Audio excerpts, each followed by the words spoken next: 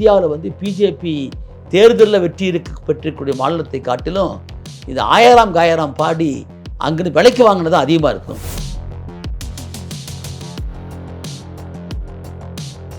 DGP அனுமதி தான் உள்ளே வர முடியாது. ஜெயலலிதா இருந்த போது சேலஞ்சு பண்ணாங்க, நீ வந்திரியா உள்ளே வந்தியா பாப்பேன்னு சொன்னாங்க.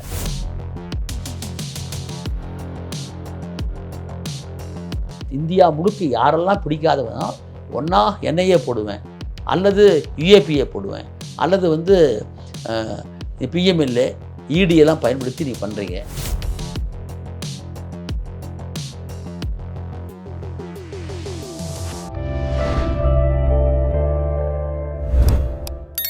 அறம் தமிழ் நேயர்களுக்கு இனிய வணக்கம். இன்றைய சிறப்பு நேர்காணலில் மூத்த வழக்கறிஞர் சமூக செயற்பாட்டாளர் திரு பாப்பா மோகன் அவர்கள் இணைந்திருக்கிறார். சார் வணக்கம். வணக்கம் சார், சமீபத்தில் பார்லிமெண்ட்டில் 130 அமெண்ட்மெண்ட் ஒரு அரசியலமைப்பு திருத்த சட்டத்தை கொண்டு வந்திருக்கிறார்கள். இது வந்து மக்கள் பிரதிநிதித்துவ சட்டம் அடிப்படையிலேயே கூட முன்னாள் மந்திரிகளாக இருந்தாலும் நம்ம தமிழ்நாட்டில் முன்னாள் முதல்வர், ஜார்க்கண்ட், பீகார் முதல்வர்கள் எல்லாம் இந்த தண்டனை பெற்றிருக்கிறார்கள். இந்த சிறப்பு சட்ட திருத்தத்தின் வாயிலாக ஏதாவது ஒரு பொலிட்டிக்கல் பியூரிட்டி நடந்துடணும் நம்ம எதிர்பார்க்கலாமா, இல்லை வேறு ஏதாவது உள்நோக்கம் இருக்கா? சரியாக சொன்னீங்க.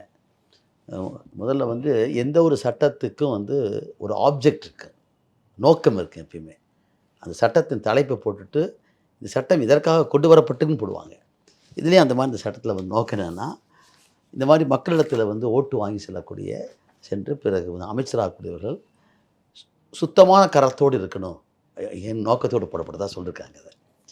ஆனால் இந்த சட்டத்துடைய முழுமையாக பார்க்கும்போது அது மாதிரி தெரியல. ஏன்னு கேட்டால், முதல்ல அடிப்படையில் குற்றம் செய்த எந்த குற்றமாக இருந்தாலும் சரி, அதை சொல்கிறாங்க, எந்த குற்றமாக இருந்தாலும் சரி அவர்கள் கைது செய்யப்பட்டிருந்தால் 30 நாட்களுக்கு தொடர்ந்து அவர்கள் வந்து கைது செய்து சிறைச்சாலை இருப்பீர்கள். 31ஆம் நாளே வந்து அவங்களே ரிசைன் பண்ணிடணும், அல்லது அங்கே தானாக அந்த பதவி இழப்பு ஏற்பட்டு. இதுதான் அந்த விஷயம். ஒன்றிய அரசாங்கத்திற்கு 75வது ஷரத்து, மாநில அரசாங்கத்துக்கு 164வது ஷரத்து, டெல்லி அங்கே இருக்கிற யூனியன் பிரதேசத்துக்கு 239A ஷரத்து இதுதான் வருது. இதில் திருத்த கொண்டு வராங்க. 111, 112, 113 கொண்டு வராங்க. இதோடைய நோக்கம் வந்து உண்மையிலேயே வெளியே சொல்லப்பட்டிருந்தால் கூட உண்மையான நோக்கம் அது அல்ல. ஏன்னு கேட்டால், எப்பயுமே வந்து யாருடைய கையில் ஆயுதம் இருக்கிறதோ அதை பொறுத்தா இருக்குது. அது பழத்தை வெட்டுற கத்திக்கும் இந்த கழுத்தை வெட்டுற கத்திக்கும் வித்தியாசம் உண்டு எப்பயுமே. அது மாதிரி இந்த அரசியல் சாசனம் என்பது ஒரு அற்புதமான ஒரு வாழும் ஆவணம் சொல்கிறாரு விஆர் கிருஷ்ணய்யர். ஆனால் இந்த வாழிகர் ஆவணம் மட்டுமல்ல, இட்ஸ் எ டிரான்ஸ்ஃபர்மேட்டிவ் கான்ஸ்டியூஷனுங்கிறாரு. அரசியல் சட்டத்தில் குறை இருக்கக்கூடிய அந்த ஆப்ஜெக்ட் இருக்கிறாங்க, ஆப்ளிகேஷன், அந்த அடிப்படை உரிமைகளை அப்புறம் மக்களிடத்தில் வந்து இன்றைக்கி அமல்படுத்தி சமத்துவமாக்கிறது மக்களை இன்றைக்கி. அதனால் தான் யூனிட்டி இன் டைவர்சிட்டின்னு சொன்னோம். வேற்றுமையில் ஒற்றுமை கண்டிருக்கிற நாடு இது. அப்போ இது வேற்றுமையில் ஒற்றுமை காண்பிக்கிற போது ஒவ்வொருடைய வந்து அவருடைய சொந்த வாழ்க்கை, மத உரிமை, வழிபாட்டு உரிமை, இவைகள் எல்லாம் தனிப்பட்ட உரிமைகள். ஆனால் பொது வாழ்க்கை வரும்போது யாராக இருந்தாலும் சுத்தமாக இருக்கிறது தான் முக்கியம். ஆனால் ஒரு குற்றச்சாட்டு வணைகிற போதே அவர் குற்றவாளின்னு தீர்மானிக்க முடியாது.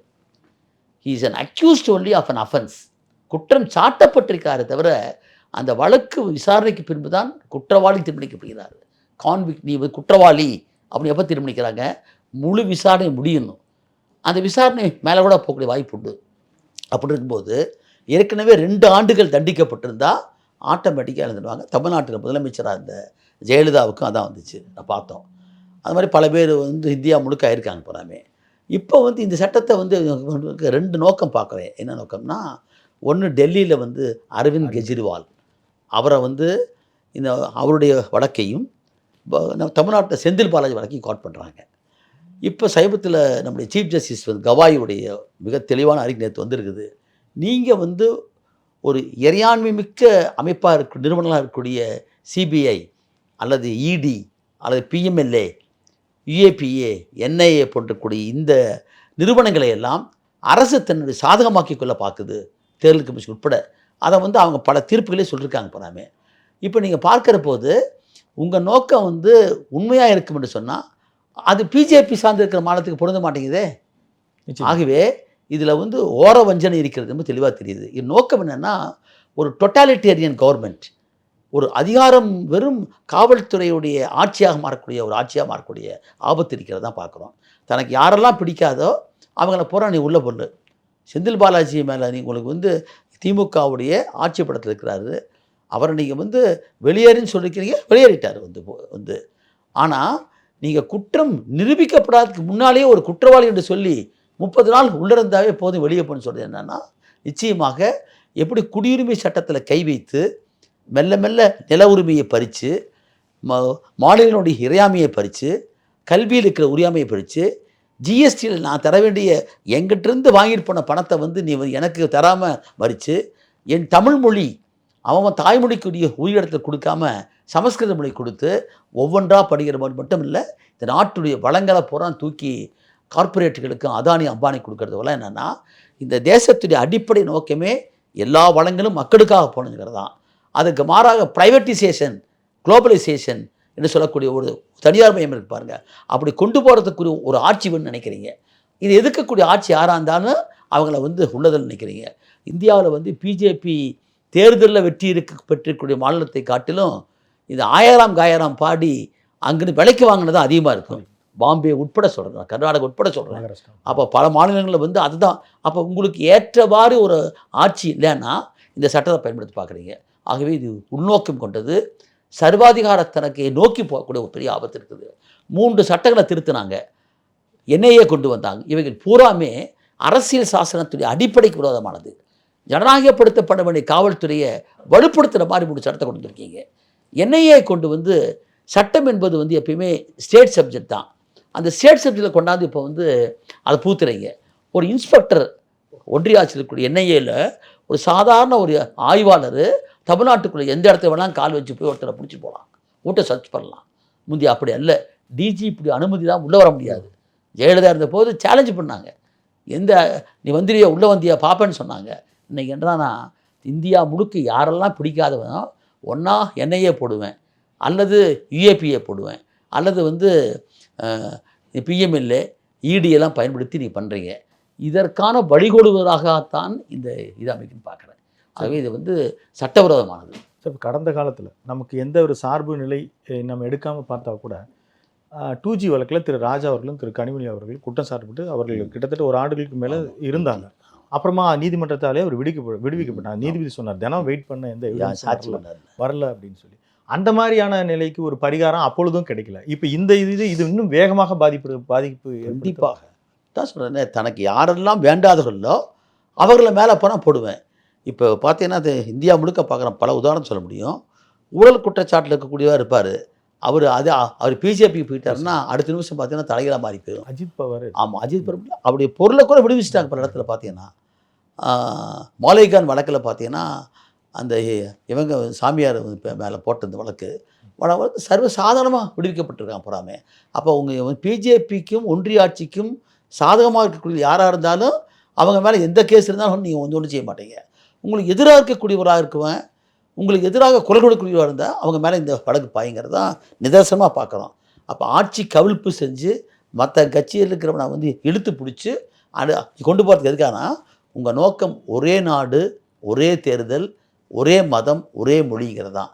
இது ஒரு சர்வாதிகாரத்தை நோக்கி போகக்கூடிய ஒன்று. இந்த சட்டம் நிறைவேற்றிட முடியும் அப்படின்னு நினைக்கிறீங்க? இல்லை, இப்போ வந்து பார்லிமெண்ட்ரி ஜாயின்ட் கமிட்டி அமைச்சிருக்காங்க, கூட்டுக்குழு அமைச்சிருக்காங்க. ஏற்கனவே நம்ம பார்க்கவே இந்த 3 கிரிமினல் சட்டங்கள் நிறைவேற்றினாங்க. ஏற்கனவே 147 பாராளுமன்ற உறுப்பினர்கள் அன்றைக்கி வந்து உள்ளே இல்லாத போது நிறைவேற்றினாங்க. அந்த கலர் புகை போட்டு ஒரு இது வந்துச்சு அப்போ. ஆமாம் ஆமாம். இப்போ அந்த மாதிரி வந்து திரு சந்திரபாபு நாயுடு நிதிஷ் எல்லாம் ஆதரவு கொடுக்கணும். ஆனால் அவங்களுக்கு எதிராகவே வர வாய்ப்பு இருக்கு. கண்டிப்பாக உண்டு. அவங்க பண்ணலன்னா அவங்க எப்படி இப்போ மகாராஷ்டிராவில் பண்ணாங்க, வந்து மணிப்பூரில் பண்ணாங்க, எல்லா ஊர்களையும் அவங்க வந்து யாரெல்லாம் இருக்காங்களோ தெளிவாக சொல்லி என்ன பண்ணாங்க. அதே தமிழ்நாட்டை பற்றி சொல்கிறாங்க, அடுத்து தமிழ்நாடு தான் இலக்குன்னு சொல்கிறாங்க. ஆகவே அவர் கொண்டு வரக்கூடிய சட்டங்கள் இதை காட்டில் எத்தனை செய்வன் இருக்குது நாட்டில். இன்றைக்கி வந்து நீங்கள் என்னவோ பேசியிருக்கிறீங்க. இப்போ ஜிஎஸ்டியில் வந்து அவன் டேரிஃப் போட்டான், நமக்கு பதறான். உடனே போஸ்டல் ஆஃபீஸ் இது பண்ணுறீங்க. இந்த இந்திய மக்களை ஒன்றுபடுத்தி இந்தியாவுடைய தன்னிறைவை பெறதான் முக்கியம். செல்ஃப் ரிலையன்ஸ்னு சொல்லுவோம். அதை பெறுவதற்கான முறையில் உலகளவியான முறையில் நீங்கள் வந்து போகிறீங்க. ஆனால் இந்த மக்களை உங்கள் பக்கம் வச்சு வேண்டாமா? நீங்கள் இந்த மக்களை உங்கள் பக்கம் வைக்காமல் நாடுன்னு பேசி என்ன பண்ணுறது? இந்த மக்கள் இன்றைக்கி வேலையில்லா திண்டாட்டம், 45 ஆண்டு காலத்து இல்லாத திண்டாட்டம்னு சொல்கிறான். இன்றைக்கி வந்து ஒரு பிஹெச்டி படிச்சிருக்கிற இளைஞர் வந்து ஒரு போர்ட்டல் வேலைக்கு போடுறான். இன்றைக்கி போகிறோமே அப்போ பார்த்தா கல்வி, வேலைவாய்ப்பு, பொதுத்துறை சீர்குலைத்தல், இது மூலியமாக இந்தியாவுடைய மிகப்பெரிய அடித்தள கட்டம்லாம் உடைஞ்சிட்டு இருக்குது. நீங்கள் ஜிஎஸ்டி பற்றி பேசிக்கிறீங்க, ஜிடிபி பற்றி பேசிக்கிறீங்க. நான் கேட்குறேன், நிஃப்டிலையும் அங்கே இருக்கக்கூடிய பங்குச்சந்தையிலையும் இத்தனை உயருதுங்கிறது ஒரு 10 ரூபா காய்கறி வாங்கக்கூடிய குப்பனுக்கு சுப்பனுக்கு என்ன சம்மந்தம் இருக்குது? அதனால் இங்கே தங்கம் விலை இவ்வளோ ஏறிட்டு இருக்குன்னு சொல்கிறாங்க. அதனால் இந்தியா வளர்ந்து போச்சா? இந்தியா வளர்ச்சி என்பது இங்கே இருக்கிற சாதாரண குடிமகனுக்கு வந்து கல்வி கிடைக்குதா, மருத்துவம் கிடைக்குதா, படித்தோன்னு வேலை கிடைக்குதா, ஒரு 2 வேளை சாப்பிட்றானா, இதுதான் வளர்ச்சின்னு சொன்னார் அமார்த்தியா சென், நோபல் பரிசு பெற்றவர். எந்த ஒரு நாட்டுக்கு வந்து கல்வி, வேலைவாய்ப்பு, மருத்துவம் வேலைவாய்ப்பும் கிடைக்கணும் உறுதி இருந்தால் போதும். அதை கொடுக்கறதுக்கு தகுதி இல்லாத அரசாங்கம் இவைகளை கொண்டு வந்தது மூலிமா என்னென்னா தன்னுடைய கையை, அதிகாரத்தினுடைய பலத்தை வந்து மேலும் மேலும் ஊக்குவிக்கக்கூடியதாக இருக்குது. இது ஒரு இன்றைக்கு வந்து அறிவிக்கப்படாத எமர்ஜென்சியாக நான் சொல்லுவேன். அன்றைக்கு 75 விசா வந்துன்னு சொன்னால் அது ஒரு அறிவிக்கப்பட்ட எமர்ஜென்சி. அன்றைக்கி மக்கள் எடுத்து போராடினாங்க. இன்றைக்கி என்னன்னா அறிவிக்கப்படாத emergency, undeclared emergency is going on. அதை வச்சு தான் அவங்க அங்கே இருக்கிற அறுதி பண்பாடு இருக்குது. அதாவது இவங்களை வச்சுக்கிட்டு தெலுங்கு தேசம், பீகார் நிதிஷ்குமார் வச்சுருக்குது. இதை பயன்படுத்தி கொண்டு வர பார்க்குறாங்க. இது மிகப்பெரிய ஆபத்து. இதை வந்து ஒட்டுமொத்தமான வந்து சமூகம் வந்து நமக்கு இந்தியா முழுக்க இருக்கக்கூடிய அனைத்து கட்சிகள், ஜனநாயக கட்சிகளெல்லாம் எதிர்த்து போராடாவிட்டால் அடுத்த கட்டம் வந்து ஒரு அதிபராட்சிக்கு தான் போகிறாங்க. அந்த ஒரு பிரசிடென்ஷியல் ஃபார்ம் ஆஃப் கவர்மெண்ட் வரதான் நோக்கம். ஏன்னா ஆர்எஸ்எஸ்னுடைய நோக்கம் தான். இந்தியா என்பது ஒரு இந்து நாடு, இந்துக்களுக்கான நாடு. இங்கே இருக்கிற மற்றவர்களெல்லாம் 2ஆம் தர குடிமக்கள் தான். அந்த இலக்கை நோக்கி பயணிக்கிற போது தான் ஒவ்வொரு சட்டத்தின் அடிப்படையும் அவங்க வந்து உடைச்சிட்டு இருக்காங்க. இது அப்படி தான் நான் பார்க்குறேன். போகிறேன். உங்கள் கடும் பணிச்சுமைக்கு நடுவில் ஒரு கருத்து பதிவுக்கு நன்றி. மீண்டும் ஒரு நல்ல சந்தர்ப்பத்தை நன்றி. நேரில் தொடர்ந்து இணைந்திருங்கள். அறம் தமிழ். நன்றி, வணக்கம்.